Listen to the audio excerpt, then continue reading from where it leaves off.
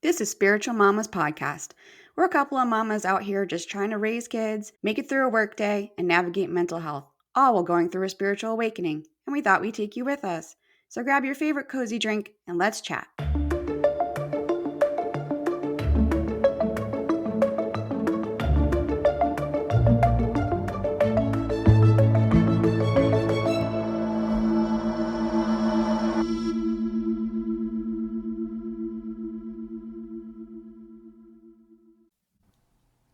Hello, Hi, welcome back. I'm Aericka, And I'm Kim. and this is Spiritual Mamas Podcast. Thanks for joining us. Yes. How you feeling today, Aericka? I feel better than I did last week. Last week I was a little bit discombobbled. I don't know why. Honestly, since I went on vacation the beginning of December, I just cannot like reincorporate. I don't know why. It's been a little bit all over the place. But this week I felt better than I did last week. So Good. I started working out again for the first time in I started 2 weeks ago for the first time in a while. Mm-hmm. So I'm sore and I'm tired, but I feel good. I'm happy about that. So Yeah. Those are like the big things. I think sometimes, I don't know why, but sometimes when you go like on a vacation, it can be a struggle to get back to your day-to-day and into routines. And you went at the beginning of December, and then there was the holidays, and that like threw everything off. So yeah, I get that. Sorry, I'm trying not to sneeze right now. Anyway, yeah, so that I don't know. I don't know. I'm hoping that I could just kind of like get myself together. You know, honestly, I've been feeling a little bit overwhelmed with the amount of like stuff I'm trying to incorporate in my day-to-day practices. Like, you know, there's the meditation, there's the affirmations, I'm trying to journey, I'm trying to do all, you know what I mean? I'm trying to work out, I'm trying to keep the house clean. You know, it's just like I'm feeling a little bit overwhelmed when it comes to that sort of stuff. It's like, how am I supposed to kind of incorporate all this stuff? Yeah. And honestly, it's like I feel like the stuff's not huge. Like it shouldn't be that big of a deal. And I have enough time. It's a matter of using that time appropriately. And it's almost like I have too much time. So therefore, I am not allocating it correctly. I don't know. I could see that. I think we talk about all the time, like doing things that make sense for you and trying to make it fit for you. And I think that's probably a piece that needs to be considered, is because all of the things that you're describing aren't in themselves a lot. The journaling, the meditation, all of it it's not a lot on its own, but they do require focused energy for you to do them. So if you were to maybe rearrange how you're doing them, so that like, okay, if I do, for me personally, if I'm going to exercise, that depending on what exercise I'm doing, it's either going to leave me drained or it's going to leave me energized. So if I'm going to be drained after that, then I'd rather do it at the end of the day so that I can go straight into bed. Right. Whereas if it's going to leave me energized, then I'd rather do it earlier in the day so that I can then go about my day. And the same with anything else. If I'm, you know that I struggle with meditation, but if I'm actually, I was listening to the meditation that you put up and I was like, wow, this is like a refreshing type of meditation. Good. So I was like, okay, this is something that I want to listen to earlier in the day, like keep me going for the day. And I was going to mention that to you. I think having some options where it's like sometimes you're going to meditate and it's going to be like, okay, that was a lot and I need to like process and I need to not do something after, or that was relaxing and unwinding and I just want to hang out and chill, or that was super refreshing and energizing and so I want to keep going.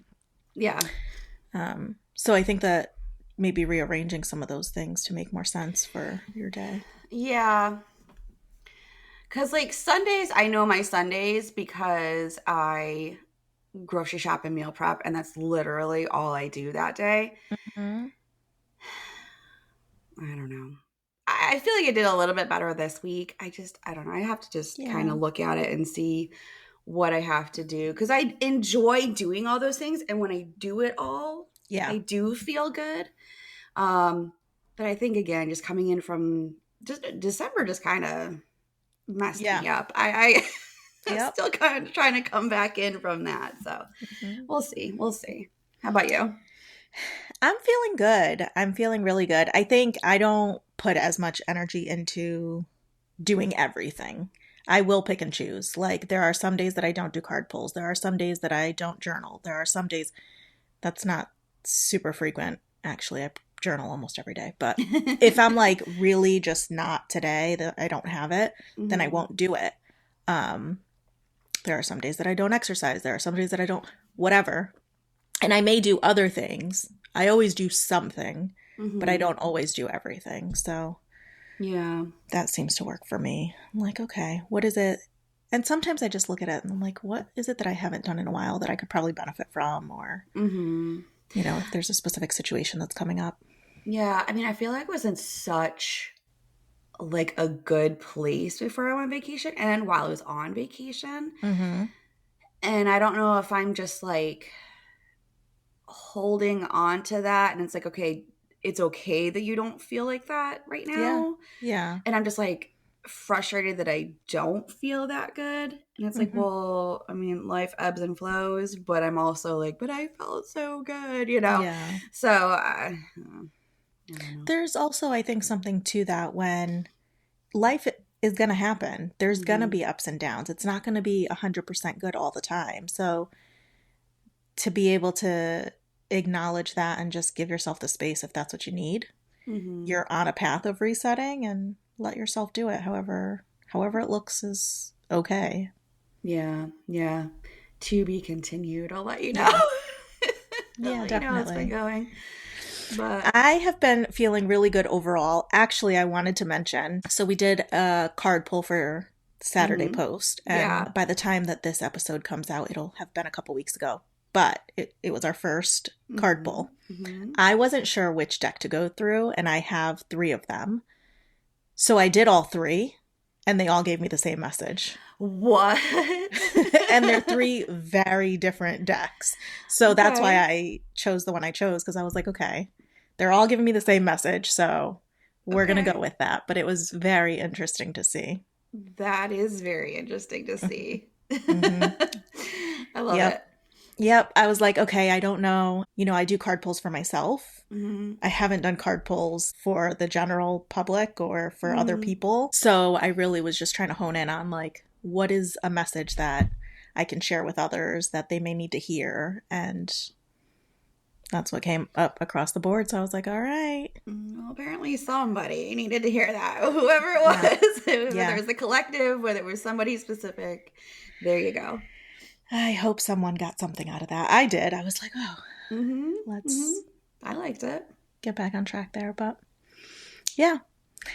So let's see how it goes over the week. Hopefully you continue to feel better. And I hmm hope I continue where I'm at because things are going okay right now. Yeah, absolutely.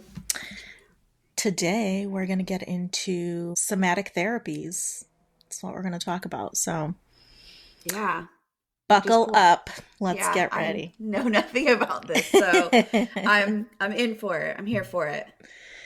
um, have you heard about like somatic therapies prior to like the past couple years? No. Well, I mean, I know somaticization. I know what like somatic means, Mm-hmm. but I had never heard of it as like a thing Yeah. until much more, yeah, literally a couple years, if that. Yeah. I have been hearing about it the past like couple years, like 2, 3 years, Hmm as like this big thing, which was really interesting, I think. And I guess I'll get into like why I think that's interesting. But hmm for those who don't know, so somatic refers to the body distinct from the mind or spirit, soul, or anything else. hmm And in somatic therapies, we're looking at your bodily sensations, your reactions, responses, things that could be happening physically for you. I think oftentimes we have multiple experiences at the same time and we don't always differentiate. So, for example, if I say I feel loved, I may be having a cognitive component going on of, thoughts of positivity or love or happiness, while also maybe having an unseen or unspoken spiritual connection with someone, and at the same time having maybe some physical sensations, a sensation of warmth in my body, in my chest, around my heart. So all of those things can be happening at the same time. And for many people, we go through life without picking apart. I'm thinking, I'm experiencing, I'm feeling. If it happens, we just kind of put it all together in one lump sum. Yeah. I mean, I feel like, excuse me, a lot of people are just going through life without really thinking. Yep. Yeah, like you said, picking apart, like, which, I mean, should you on a regular basis? Probably not. But, sometimes there are feelings that you should, and sensations you should see why you're having them. Mm-hmm.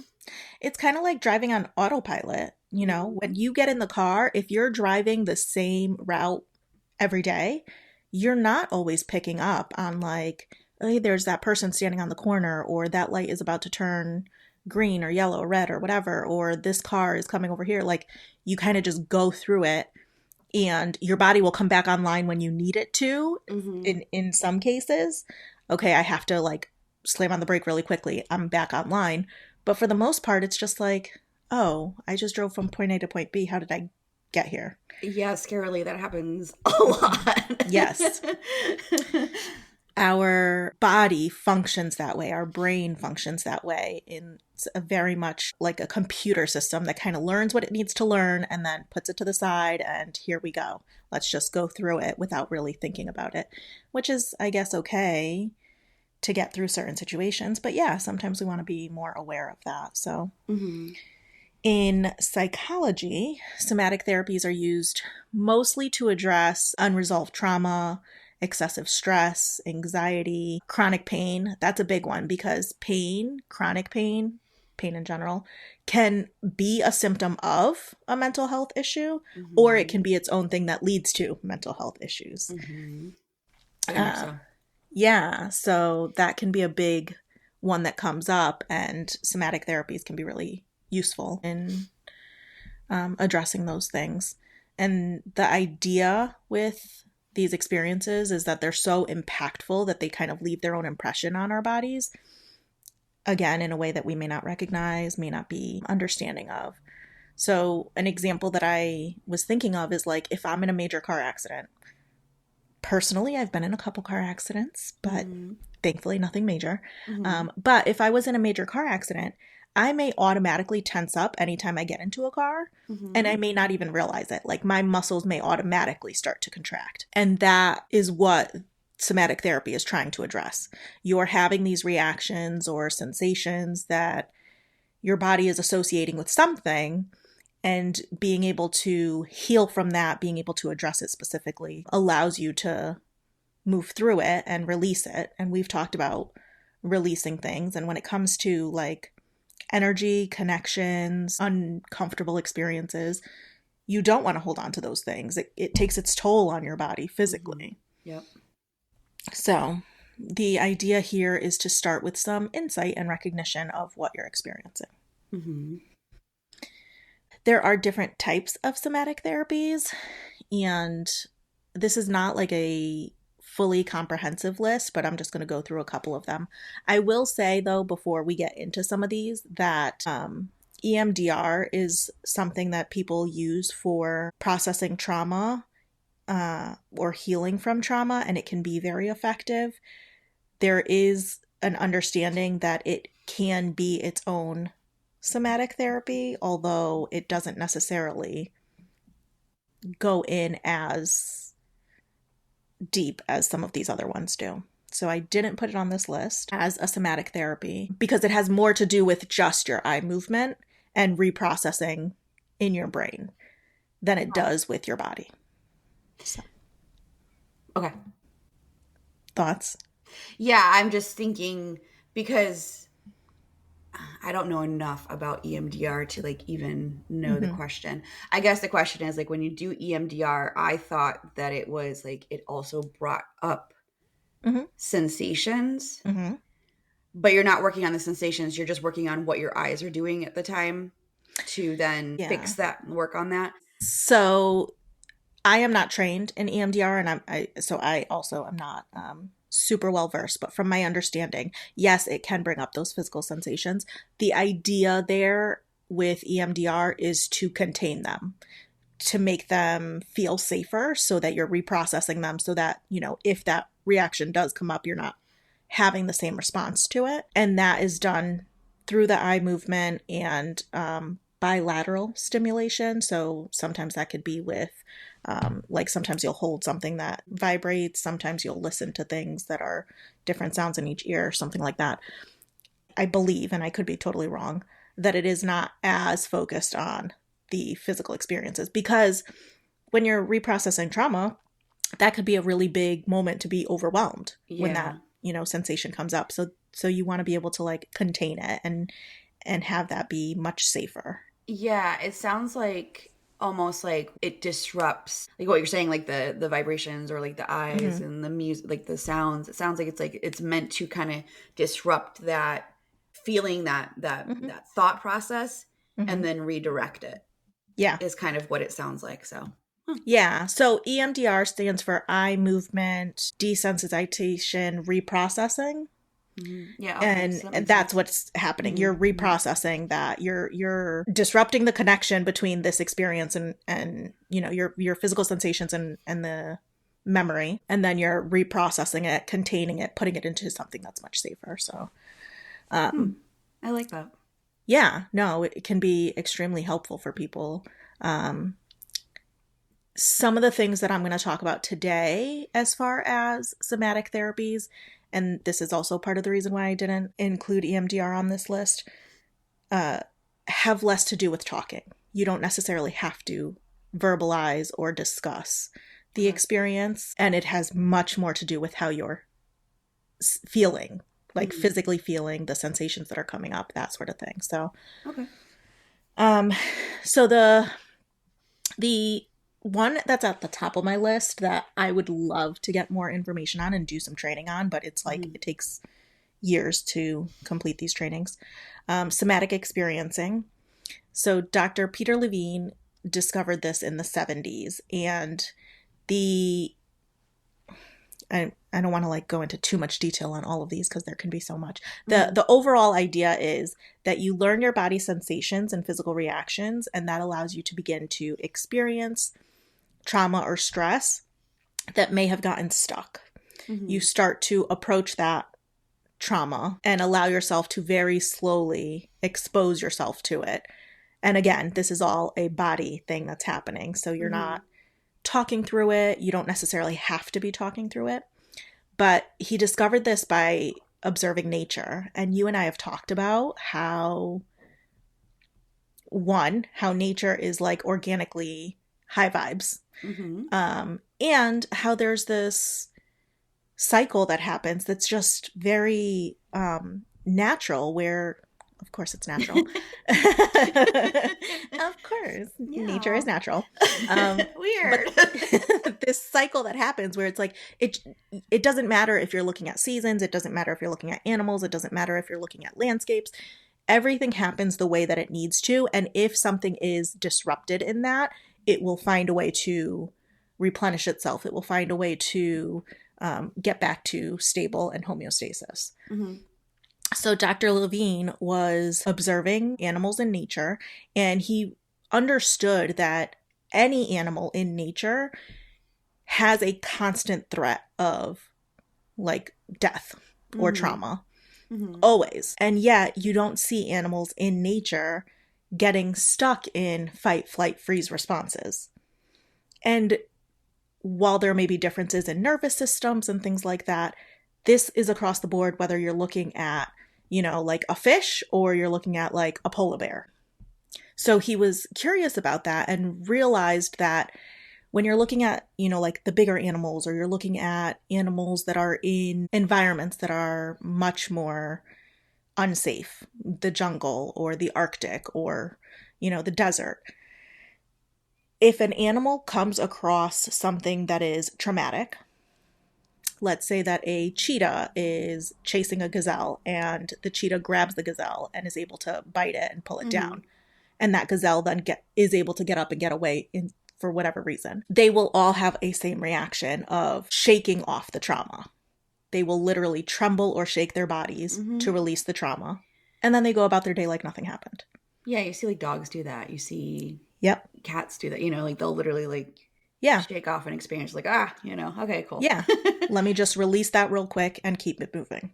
Mm-hmm. So when he recognized this, he started to apply that idea to humans and started to work with humans on how do you release some of these things that you're experiencing.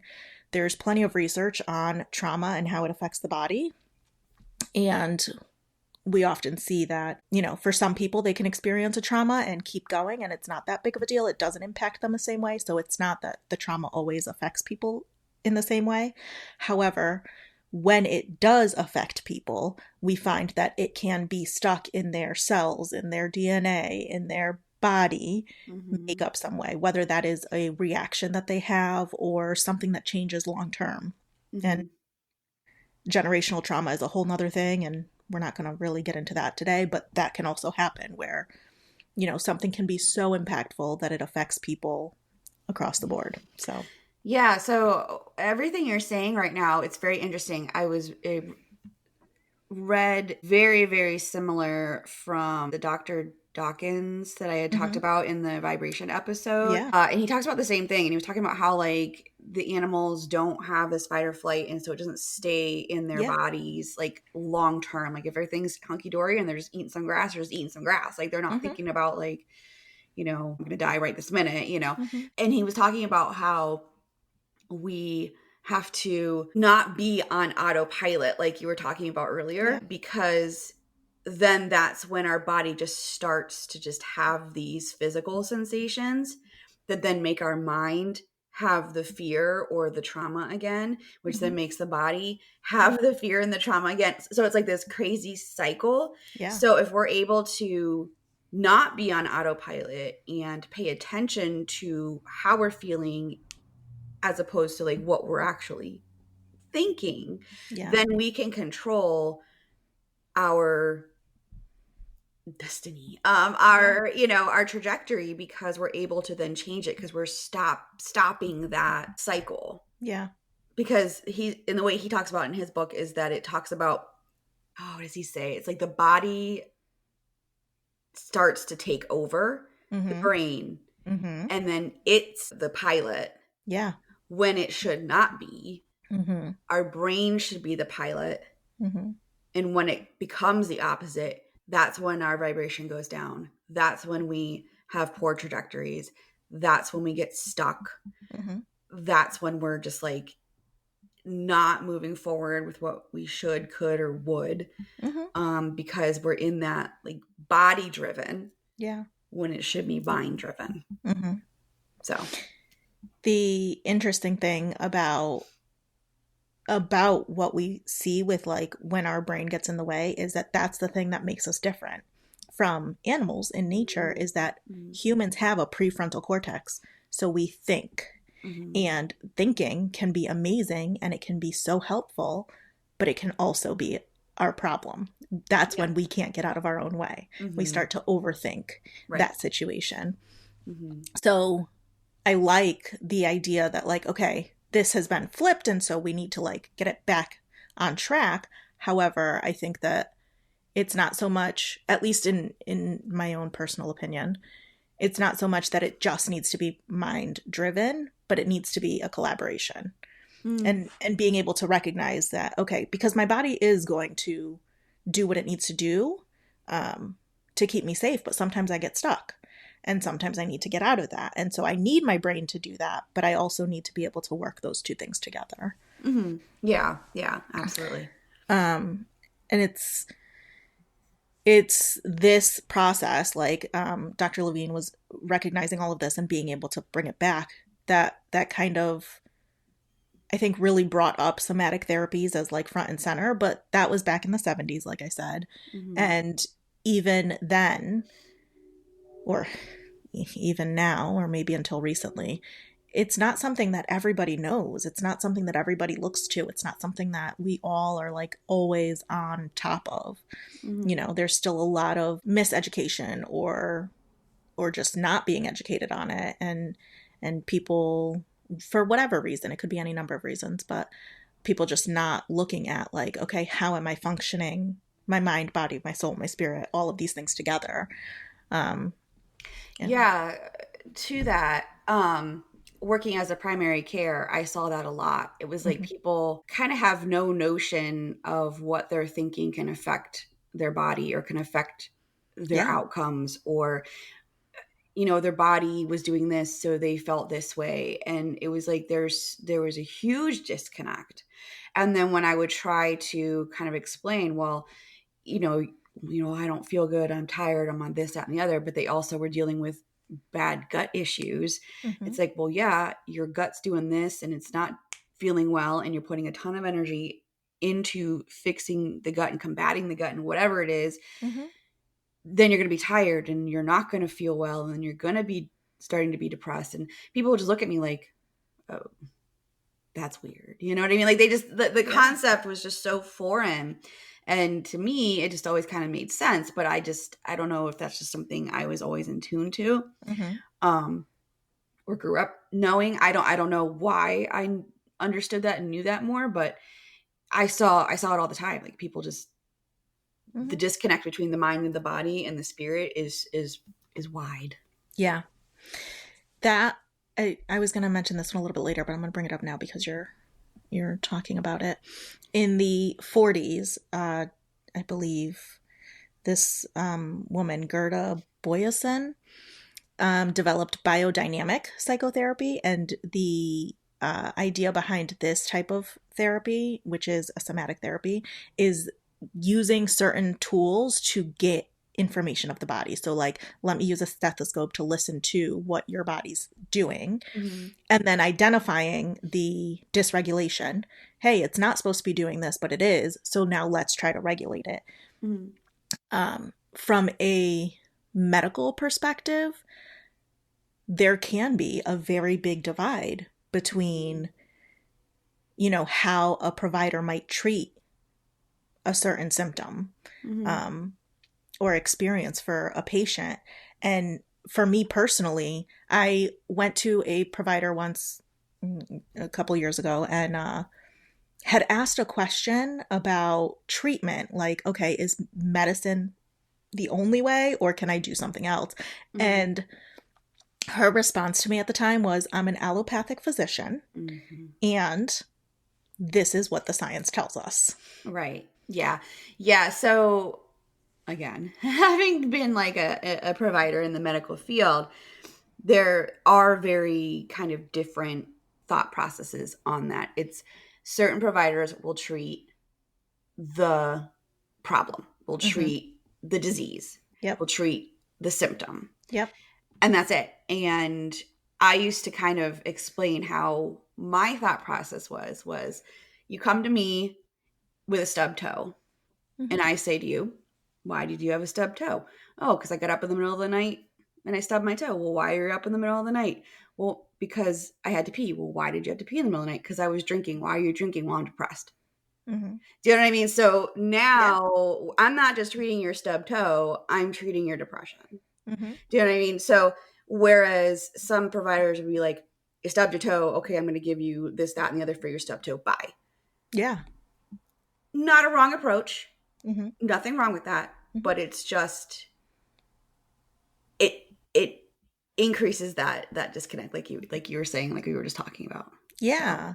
Yeah. So for me, her letting me know that, I mean, I was a little bit frustrated because that's not what I was looking for, but it was her letting me know, like, hey, this is as far as I'm going to go. And mm-hmm. if you're looking for more, then you need to search elsewhere, which was fine because then I did. Um, but yeah, there are some approaches, and I think I don't, I don't know how this works in other parts of the world. I know that there are other parts of the world that don't view it that way, where it's a very Right. holistic approach. We need to look at everything. Right.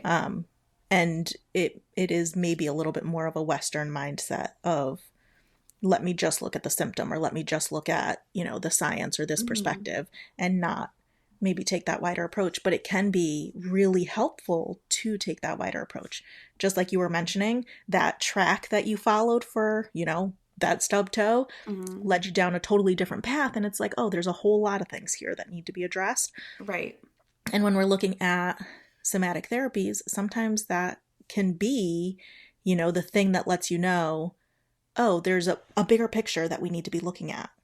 And that's, that's going to help us get to the healing. That's going to help us get to the resolution long term, which can be helpful. Yep. So.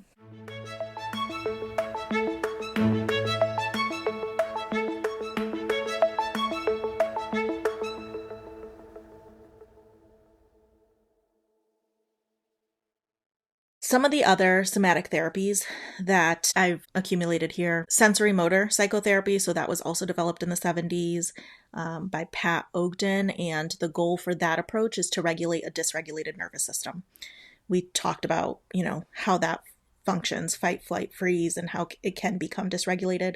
It doesn't always, and it doesn't happen for everybody in every situation. But, if it is dysregulated, then how do we get back to homeostasis?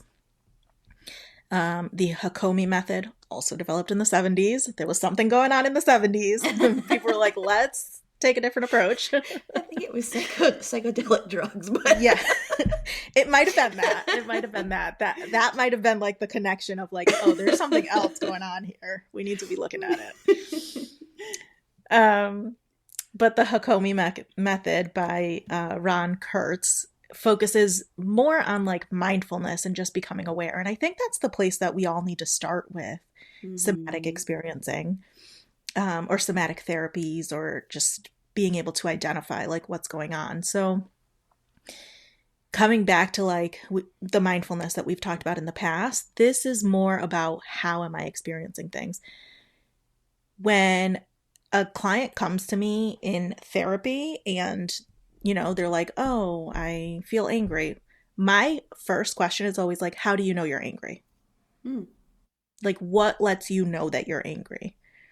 And if they're saying things like, oh, that just really pissed me off, and they're not really telling me how they know they're angry, then there's work that I need to do on that end. But if they're telling me like, oh, my body gets really hot when I'm angry, which a lot of people do feel heated, literally, when they're angry. That lets me know that you're paying attention a little bit to what's going on with you in certain situations. Can you tell me when you're happy? How do you know that you're happy? Can you tell me where you feel it in your body when you're confused, when you're upset, when you're sad? Those things are important. It lets you know what you can do about that. Yeah, more in tune. Yeah, because like emotions, obviously we know are super important, but I like that. I like that, like, where it is in your body, and then we can work on that feeling. That kind of goes back to that feeling, like your body being the driving force. Yeah. So if we can kind of bring that back and bring that body back, okay, well, you got heated. Well, how do we not get heated in that situation? So yeah, right. I like that. That's an interesting approach. I like that. Yeah, it's really helpful. I mean, it gives me information on them, whether or not they understand it, and it can also be helpful for them to figure out what comes next. And not that it's like, okay, if you know that when you're angry, your body gets hot, your body temperature rises. So if you do something about it, that means that you're never going to be angry. That's not what I'm saying. Right. But it lets you know, like, hey, here are some tools that I could use to manage this situation better. Because when I'm angry, I tend to explode. And an explosion means that I'm yelling at the people that I care about, that I'm saying mean things that I don't actually feel, or, that don't really resonate with me, that I might be engaging in self-harm, punching a wall or punching myself, or there may be other consequences that happen. And I don't want those things to happen. So how can I better manage that? It's not about never being angry, but right. Yeah, because negative emotions are needed. Yes. In situations. Yeah. Them taking over, not necessarily needed. Right. Right. In all situations. Yeah. The other thing that I say, you know, when I'm talking with people sometimes is like emotions themselves are not good or bad.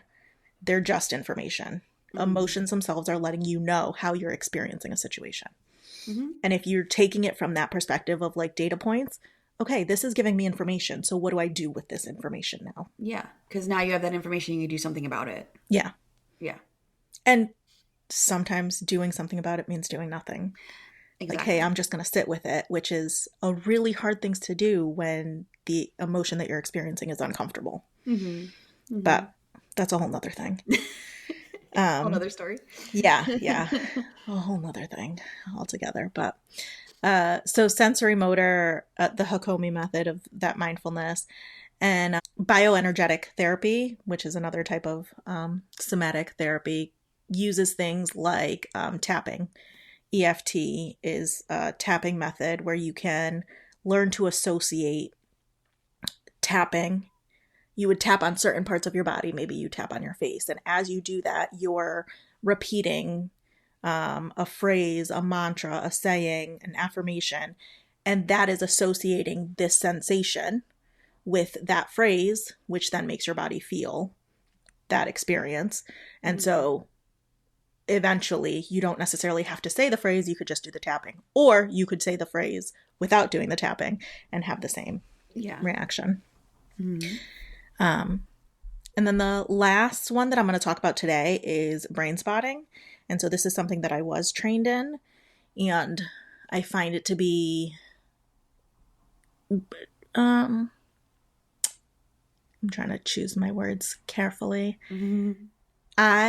In my personal experience, doing brain spotting, not as a therapist, but as a client, have found this to be kind of like transformational, like really insightful.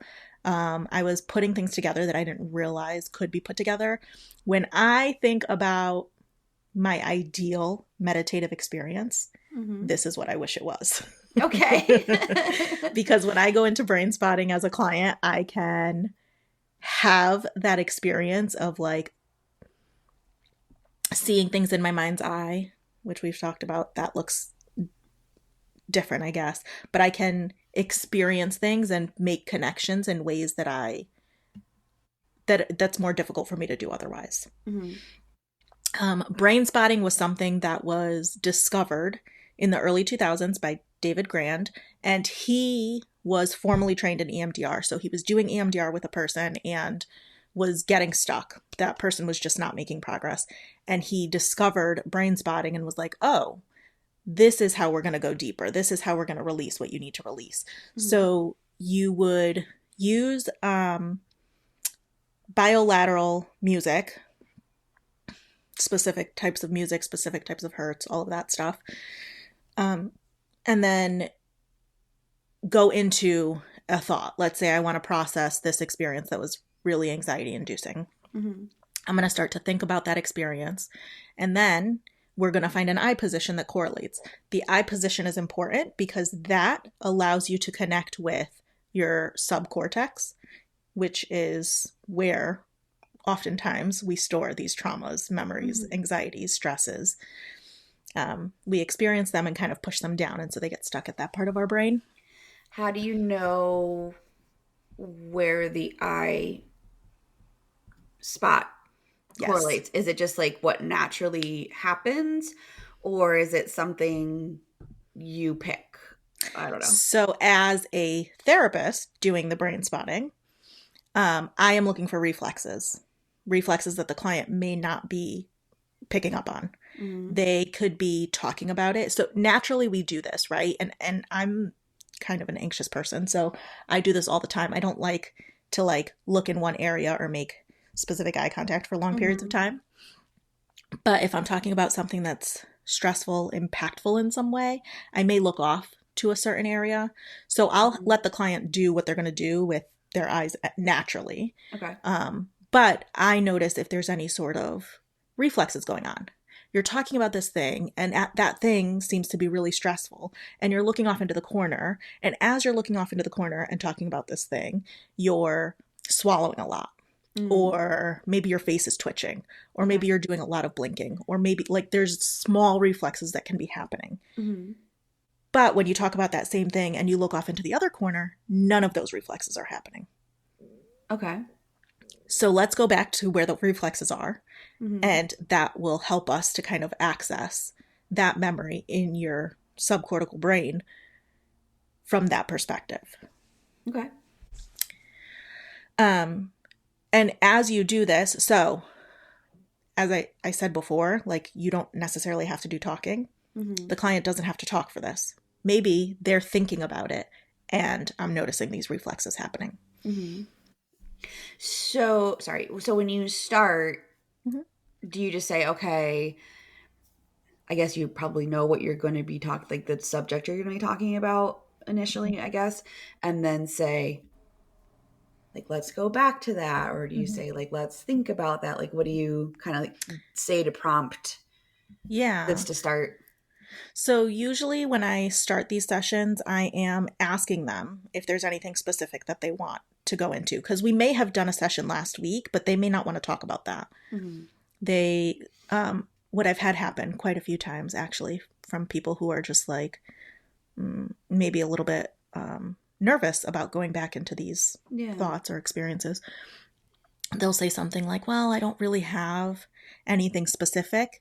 Let me just focus on the idea of anxiety or the idea of fear or the idea of whatever. And then I'm sure it actually does bring them somewhere. Yep. Almost always that happens. So we can start anywhere and it's like, okay, that's what we're going to do. Do you want to talk about it or not? So always giving that option. It doesn't have to be spoken. And then we go into when you're thinking about that. So when you're thinking about that anxiety, what are you noticing in your body? Do you notice that anything comes up? Is there any space specifically? Is it, if you could describe it, what would that be like? You know, does it feel tight? Does it feel heavy? Does it feel, I don't generally prompt with descriptors. I let them come up with whatever they come up with. And then I will probe for more information to get them to a place where they're really connected with it. Okay. And then let them sit with that. And we call this kind of like riding the wave, where what can happen is, and this is not like happens every time, but what can happen is that a person will start, let's say here in the middle, and as they're processing and thinking, they start to escalate. And it gets more and more intense to a peak and then come back down. And they'll come back down to baseline. And usually after they've come back down, that's when they can verbalize like, oh, something has shifted. I am no longer connected to that thing like I was before I walked in here. Okay. For some people, this happens in a session. For some people, this happens in multiple sessions. For some people, this takes a really long time. So what is like the brain spotting? So you said you're looking in a direction. Like, so what is supposed to be, is it just like holding that position or? Okay. Yes. So when you see this, do you say, okay, hold that? Or, you know, do you say something or just? So I am typically holding a pointer and I will hold the spot for them. Okay. And then they have their eyes open and they're. So their eyes can be open and they can be looking at it. They can close their eyes. They can look away. They can do anything that they need to do. I am going to hold that spot. Okay. This is where the energy of the room, and I've done this on telehealth and in person, and either way, me being there, just holding that space, holding that energy for them can be helpful. So in person, we often recognize like, yeah, when I walk into a room, I can feel the energy or this tension or whatever. That can also happen virtually if you're holding the space for that person. So I will hold the spot and they can keep their eyes on it. They can close their eyes. They can look away. They can shift. You know what? I don't want to think about this anymore. Let me think about something else. Okay. You let me know when you want me to stop holding the spot and I'll do that. But otherwise I'm here. And Okay. sometimes I've had people go to a place where they're like, I don't want to think about this. I'm going to think about something else. And then let me come back. And when they look at the spot, they're right back where they were, a minute ago or wherever. Yeah, I could see that. So it That's can interesting. be a way. But the idea with the brain spotting, like, yes, you have the spot, you have the eye position, but really my job, along with holding that spot for them, is getting them to recognize what's happening internally, what's happening somatically. Mm-hmm. You notice this wave come up and you're reaching that peak. How does that feel in your body? And that's usually the most uncomfortable, the most unpleasant. And then you're coming back down. When you're coming back down, I want you to be very aware of what your body's experiencing, because as much as we can recognize those uncomfortable moments or things that are stressful or traumatic, we tend to overlook the neutrality or the positive. Mm-hmm. I can ask a person how it feels when they're angry, when they're sad, when they're upset, and they are much more likely to be able to identify those things than when they're happy. Yep. Yeah, we Where talked do about you that feel before. happiness in your body? Like, Yep. what are you talking about? I don't know. I just know. Yeah. Mm-hmm. Yeah, I mean we talked about that in in the vibration, the Yeah. raising vibration one. And that's where that visualization on like the gratitude and Mm-hmm. the thankfulness and the focusing and meditating and affirming that feeling of joy, like finding something that you remember being joyful Yeah. and trying to use that sensation and focusing on that. Yeah. And the more you do that, then the more you're going to say, this is how I feel joy, you know? Mm-hmm. But you're right. It is so, it's so much easier. It does something to your body that Mm-hmm. the negativity. Yeah. Yeah. From an evolu- evolutionary, well, I don't know why I can't speak today. Um, from an evolutionary standpoint, the idea is if I know what discomfort feels like, then I can avoid it. That makes sense. But happiness, we don't always try to go towards. So, Yeah, because it's not scary. We don't have to right, anticipate happiness. right, right. Most of what we're feeling is anticipation, like you said. Mm-hmm. So, and that's where anxiety is. So, what is the saying?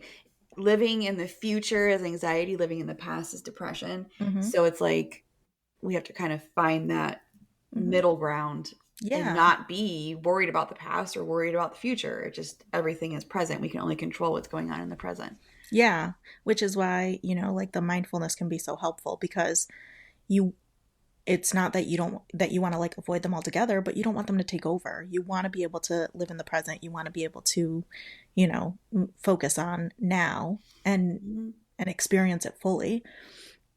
The other thing that can happen too when we're not being mindful is that physiologically anyway, your body's response to anxiety can be very similar to excitement. And what happens is like, okay, I'm having like my heart is racing right now, or I have knots in my stomach, or, I'm feeling very like restless and I can't sit still. Whether I'm anxious or excited, it could be the same thing. Yeah. Um, and what you don't want is those wires to get crossed. I want to know when I'm excited. I want to know when I'm anxious. Hmm. I'm, my stomach gets really tight when I'm anxious, but it also does when I'm sick. I don't want to get anxious every time I'm sick. Right. So Right. being able to like differentiate those things is really important. What all of this is super helpful for like healing, for reprocessing, for, addressing the experiences that we've had from a mental health perspective and being able to incorporate the body and the mind together. Hmm. From a spiritual perspective, it is just as important and helpful. Whether you're choosing some of these therapies to engage with or doing things like yoga, Hmm. breath work, tai chi, dancing, like anything like that, being very mindful while you're doing those things, it can be helpful because it allows us to connect more with ourselves. And when we're more connected and attuned with ourselves, then we're more connected and attuned with spirit, source, Hmm. universe, energy, each Yep. other. Yep. Uh, I've seen a lot of like somatic yoga. mm-hmm. Do you know anything about that? Like what? Yeah.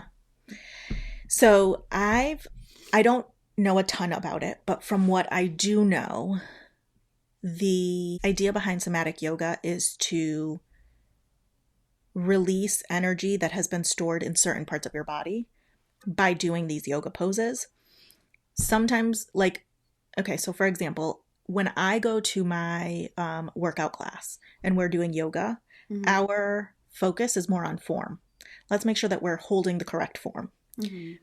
When you're doing something like somatic yoga, the focus is not so much on form and it's more on the energy centers. Where are you holding that trauma? Lots of times people experience trauma that is held in their hips, that is Mm-hmm. held in like their big joints. It could be like on my shoulder blades or along my back and things like that. And so being able to do yoga and hold certain poses in those specific areas can help you to release. And I don't know if you've seen this, but I've seen videos where this happens, where people will be doing somatic yoga and like just start sobbing. Oh, I could believe it. Yeah. Yeah, absolutely. The when you start to like tune into what your body is experiencing when you're holding those poses, the Mm-hmm. physical feeling that comes up can be overwhelming, sometimes in a positive way, sometimes in a very uncomfortable way, but being able to let yourself hone in on that and then release it Mm-hmm. can be extremely healing. Yeah, I mean, your unprocessed feelings Mm-hmm. get processed somehow. Yep. And very often, if you're not allowing your brain to process them, Yeah. then it goes into the body. Yeah. There's actually a lot of research that, well, I shouldn't say a lot, but there's research Yeah. that shows that a large population of people who have fibromyalgia Mm-hmm. have trauma, Mm-hmm. specifically sexual trauma, Mm-hmm. in their past. Mm. And there's a big correlation between fibromyalgia and that. Yeah. Yeah. Your body starts to hold on to these things. And like, so in the moment when trauma is happening and our nervous system is coming online of like, we need to decide right now what we're doing, fight, flight, freeze, fawn, whatever, Mm-hmm. that escalation from incident to nervous system activation happens very, very, very quickly. Mm-hmm. That de-escalation needs to happen quickly too for us to like get back to homeostasis. But what that looks like is the stuffing of that trauma. Yeah. For some people, it's not, right? Some people Right. don't have these traumatic experiences or responses. So they are releasing it in some way. Mm-hmm. But for others, it's like, let me just stuff it down real quick and move on. Well, you're stuffing it. It's still there. You're Yeah. not It's going actually. somewhere. Yeah. Yeah. Yeah. Because your body it's not coming down, so to speak. It's Mm-hmm. just, so it keeps some sort of heightened level of something, which anytime we know, like physiologically, Yeah. any heightened stress causes that cortisol levels, that Yep. inflammation, that you name it, like it's Yeah. happening. And so it just kind of keeps that heightened anxious state, and it does pretty nasty stuff to your body. Mm-hmm. I had a question. Why does it seem where some people will have, if you could put two people that have the same traumatic event, Mm-hmm. and some people will end up with the PTSD and like the somatization, this the fibromyalgia, and some people don't. Mm-hmm. Like, Yeah. do we know, like, is there? I'm sure there's studies, but like, what has come out of that? Because I don't know. Yeah. That's not a simple thing to answer. It's not straightforward. It's not like this No. one thing. There's a lot of things that go into that. When we have like the nurture versus nature debate, there's pieces of that go into it. What is your family history with trauma? Mm-hmm. Are there other experiences of trauma? In the way that you're describing it, what I'm thinking is like, for an example, like if two people are in a bank and the bank gets robbed at Mm-hmm. gunpoint.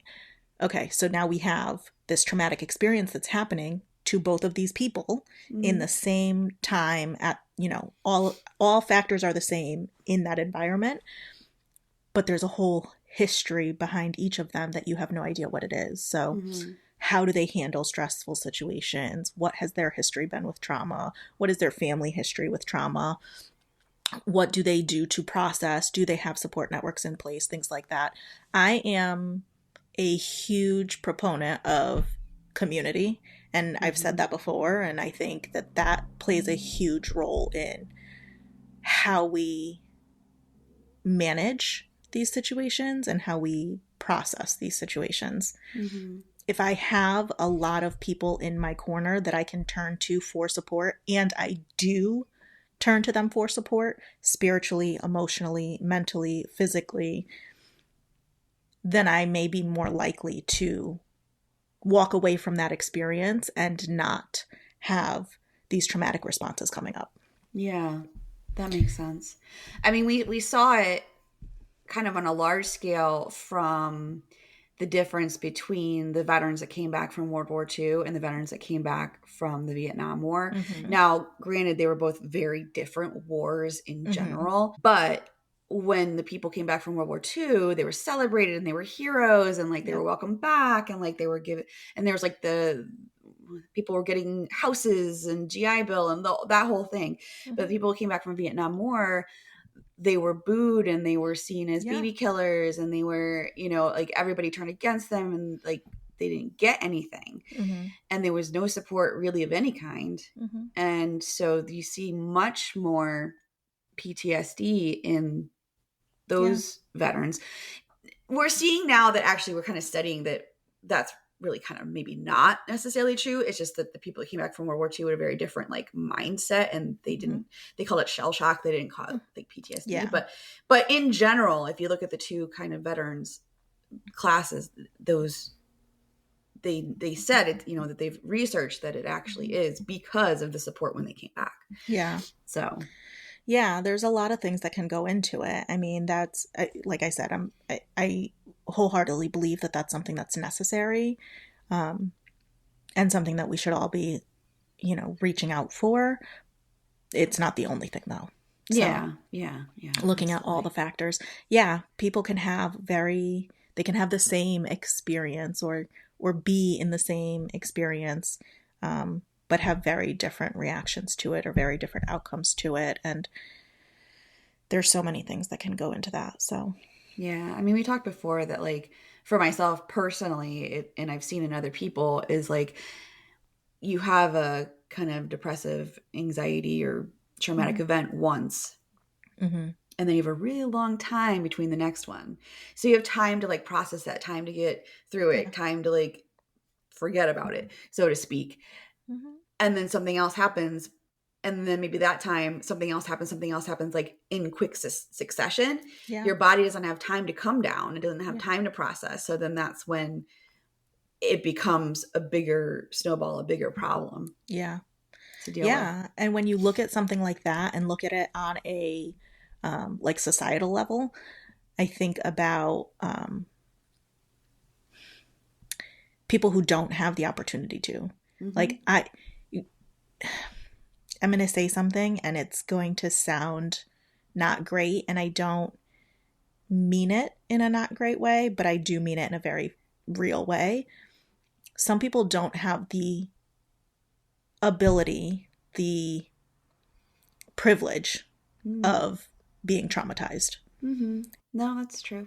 And that's because they have to continue to live. You have to keep going. So when my experience is always one thing after another, after another, after another, I have to keep going.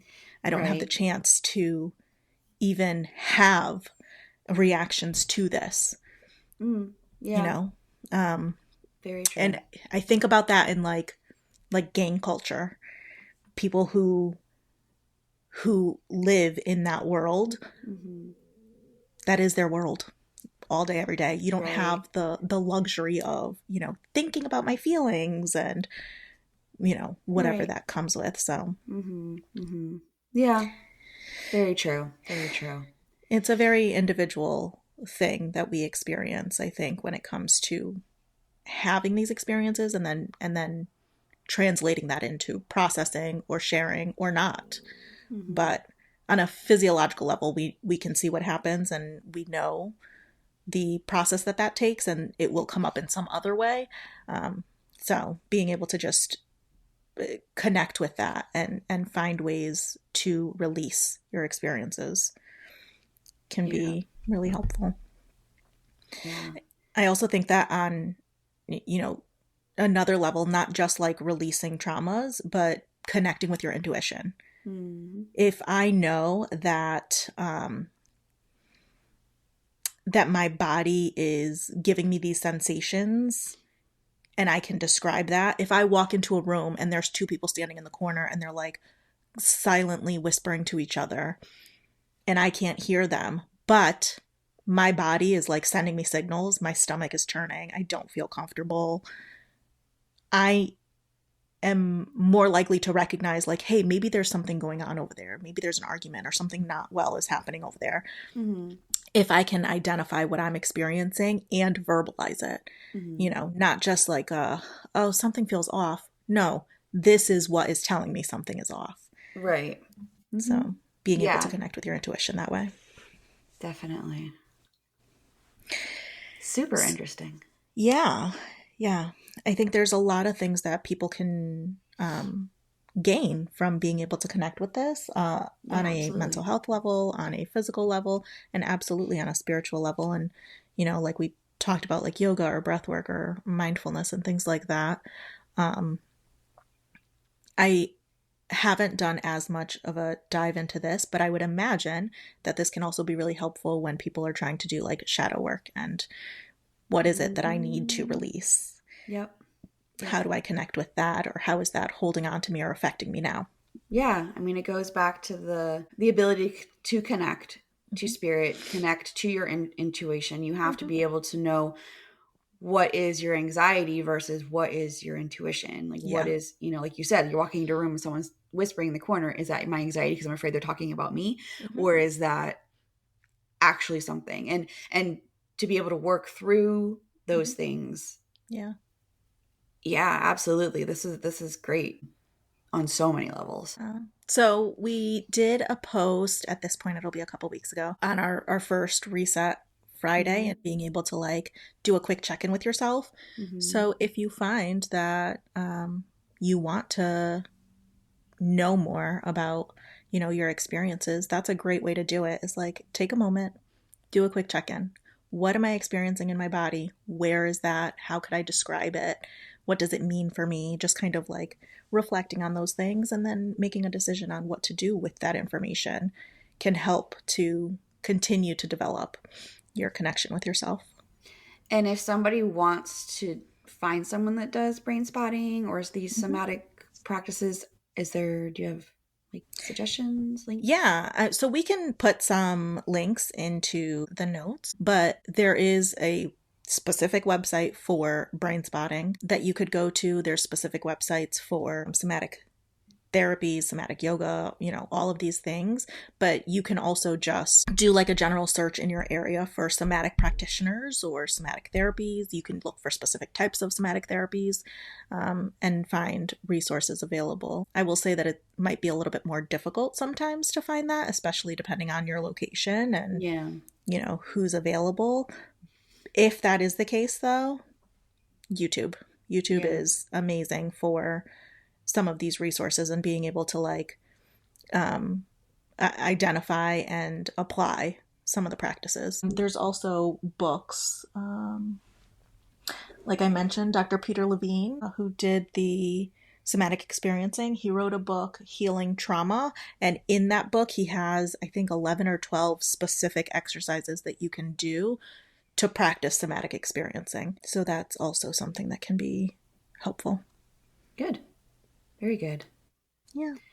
Well, this was super insightful, super informational.